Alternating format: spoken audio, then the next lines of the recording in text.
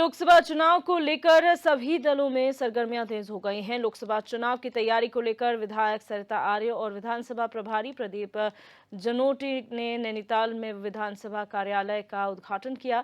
साथ ही विधानसभा प्रभारी प्रदीप जनोटी ने गेस्ट हाउस में बीजेपी मंडल के पदाधिकारियों के साथ बैठक की। वहीं प्रदीप जनोटी ने कांग्रेस पर निशाना साधते हुए कहा कि लोकसभा चुनाव को लेकर बीजेपी पूरी तरह से तैयार है, लेकिन कांग्रेस में अभी भी प्रत्याशियों के नामों को लेकर मंथन हो रहा है।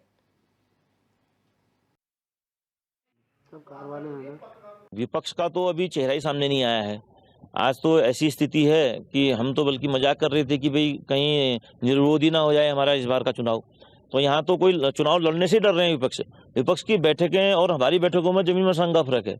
हम धरातल में बैठ के बैठक करते हैं और वो हवाई बैठक करते हैं। आज उनका कैंडिडेट ही घोषित नहीं हुआ तो बैठक कहाँ से करेंगे। हमारी तो योजनाएं पहुंच भी गई हैं, हमारा तो घर घर तक संपर्क हो भी गया है। हमारे दो दौर के संपर्क हो चुके हैं, उनका तो अभी कैंडिडेट घोषित नहीं हुआ। वहीं उत्तराखंड हाईकोर्ट ने जिला खनन न्यास की धनराशि को खनन से हुए क्षेत्रों में नुकसान में लगाकर इसे न्याय मदों में खर्च करने और अन्य विभागों को दिए जाने को लेकर दायर जनहित याचिका पर सुनवाई करते हुए राज्य सरकार ने डिस्ट्रिक्ट मिनरल फंड से मूल उद्देश्य से खर्च की गई धनराशि की 1 अगस्त तक रिपोर्ट पेश करने को कहा है।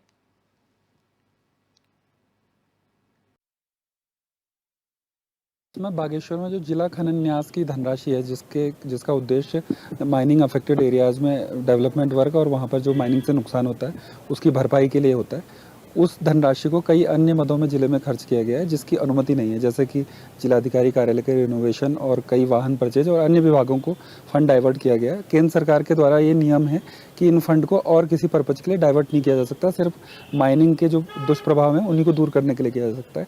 इस पर कोर्ट ने संज्ञान लिया और ये डिटेल मांगी है कि वास्तव में कितना पैसा डिस्ट्रिक्ट मिनरल फंड से उसका जो मूल उद्देश्य है उसके लिए खर्च किया गया है, इसकी डिटेल कोर्ट में दाखिल होनी है। और साथ ही ये भी पूछा है कि जो अन्य डिस्ट्रिक्ट मिनरल फाउंडेशन है अन्य जिलों में उत्तराखंड में, उनमें कौन सा ऐसा फाउंडेशन है जो बेहतर कार्य कर रहा है, ताकि इस याचिका का दायरा बढ़ाकर पूरे प्रदेश के स्तर पर किया जा सके। नैनीताल हाईकोर्ट में आज पत्रकार आशुतोष नेगी को गिरफ्तार करने के खिलाफ दायर याचिका पर सुनवाई हुई। आपको बता दें कि हिमानी नेगी ने उच्च न्यायालय में याचिका दायर कर कहा कि पत्रकार आशुतोष नेगी को पुलिस ने SC/ST एक्ट में गिरफ्तार किया है, जो शेड्यूल के अनुसार गलत है। उन्होंने कहा कि पत्रकार आशुतोष नेगी को एक सोची समझी साजिश के तहत गिरफ्तार किया गया है, क्योंकि आशुतोष नेगी पर SC/ST एक्ट का मामला नहीं बनता है।